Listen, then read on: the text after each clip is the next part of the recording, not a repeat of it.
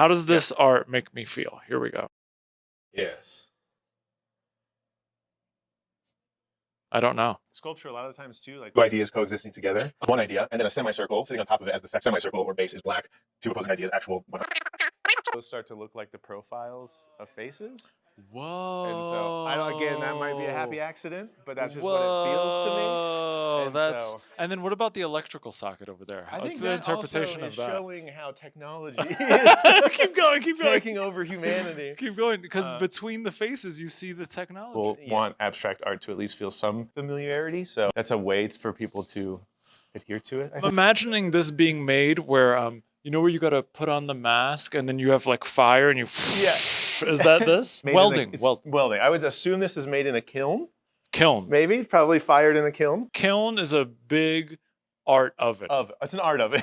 Like pizza. Yeah, dude, it's pizza. And shiny, super hyper, copper-looking conduit going over to a more matte, less shiny finish. I'm so impressed by the side of you.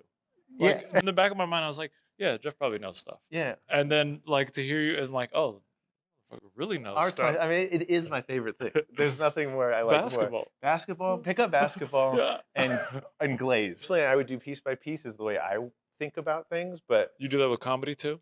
Yeah, totally. Do you ever write backwards? Do you start with the punchline and then write the sometimes bit to I the punchline? That's kind of what I feel sometimes you might do with this stuff. You either have, like... And I haven't written a joke that goes with that yet, but I'm going to find a way to sneak that in there one day. You're in the parking lot of the concert, you did Molly, and then that's you at the concert. And you're having a blast. Yeah, I see that. Yeah. And you're like half glazed. Yeah, and you're shiny. Yeah. I know that they're happy, but I feel bad for their skin condition. Is that barnacly? There's like full chunks of paint that are like fully coming off. The term impasto, you could say. Impasto? Is that correct? Where like I think he meant to say pasta. I meant to say, yeah, dude, it's pizza.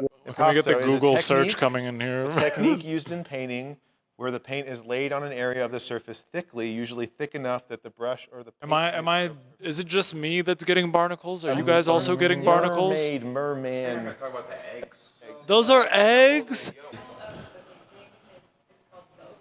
The title of the painting is called Yolk. And I was like, what if it's sun? I didn't want to say egg. See? The eggs I eat have like a washed out yellow kind of yolk to them. They're not organic enough. Yeah, this is bright orange ones. This artist is eating good eggs.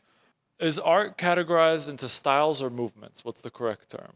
I think both. Styles define movements and vice versa, but I would say they kind of coexist. So what would you call just like two ideas living together? Oh, now hit the swish.